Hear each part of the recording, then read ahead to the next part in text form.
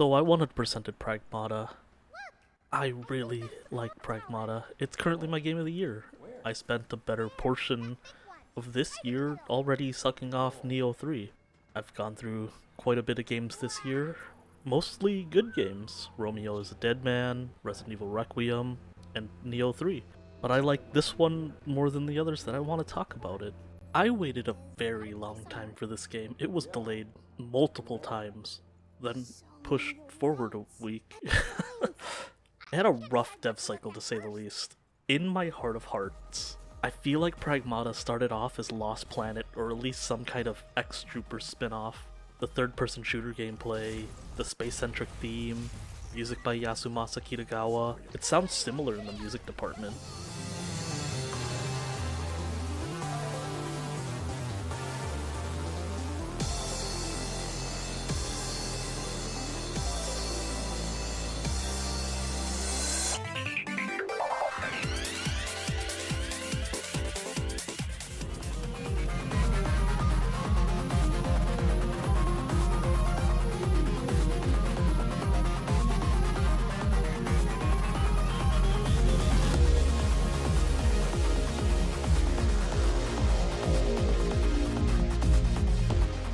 But it is not Lost Planet. Even with Shoji Kawamori of Macross behind portions of the game, it's not a giant robo game. So you can see where Kawamori, or at least somebody who looked up to the things he's made, had influence at points of the game. It's a pretty standard third-person shooter. You dodge, you shoot things in the head, or weak spot. The thing is, they didn't make it that straightforward. Introduced early is Diana, the robot girl, totally not from the Mega Man franchise. She hacks robots that are in range to open up their chassis, and then you shoot them. On paper it isn't too hard. The actual combat, on the other hand, can be a little hectic. On one hand you'll be hacking, on the other you'll be moving, dodging, and shooting, all at the same time. Doing little puzzles and formulating a strategy on which machine to kill first, which hacking module you should use at which time, on which enemy, becomes the core gameplay loop. The hacking nodes are semi-random, but you'll generally see the same layout for the same enemy type. Sometimes they'll change it slightly, but the floor plan is more or less the same. A lot of people said they didn't like the demo, but for me it clicked instantly, and I fell in love with the game right off the bat. And it all just gels together really well.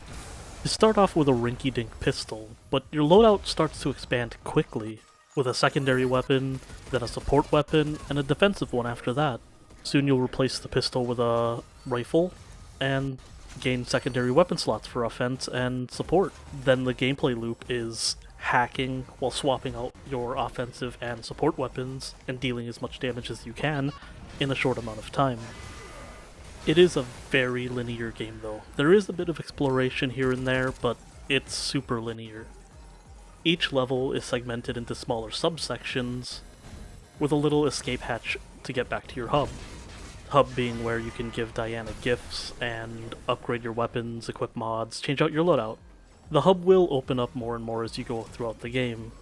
Enemy bestiary, training simulator, little rooms where those gifts go, and costume changes.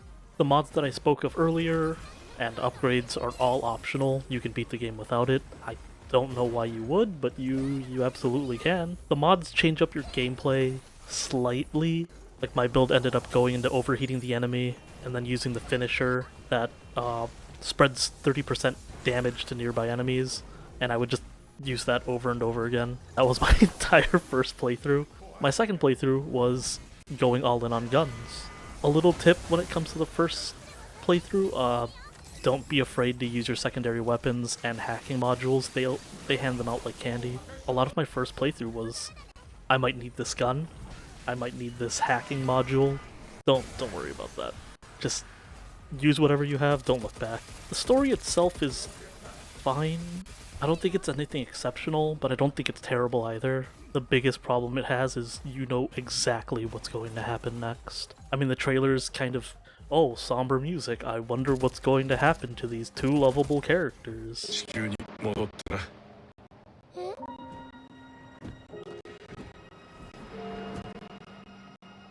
ずっとここに残るつもりだったのか。どうしたいんだ。私、地球に行きたい。一緒にいてもいいの？うん。それじゃあヒューの家を見に行ってもいい？海を見てみたい。それに本物の木も見て。もちろんだ。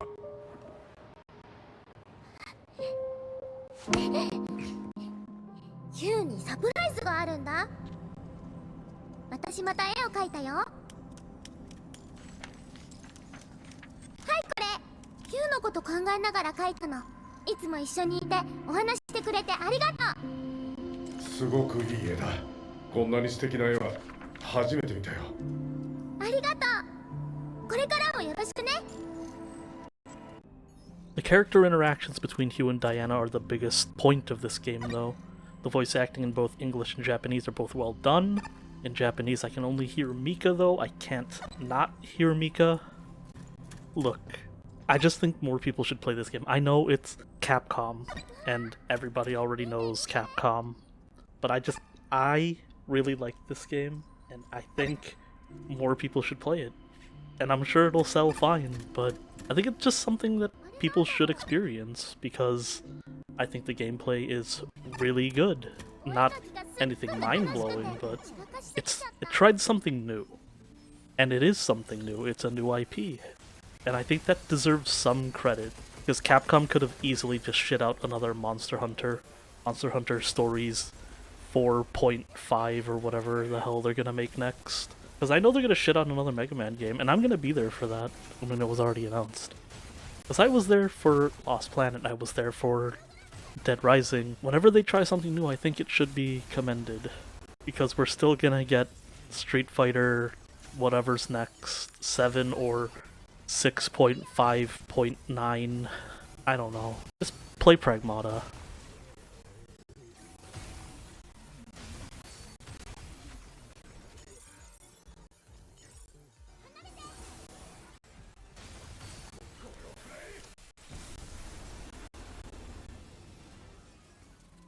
Hugh と話してるととっても楽しい。ねえ、ちょっと待ってて。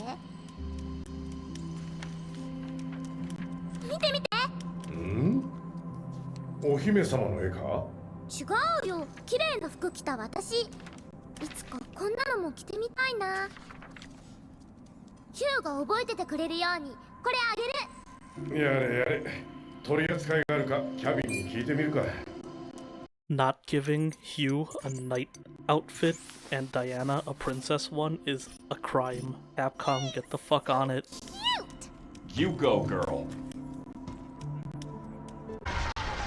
Hell yeah!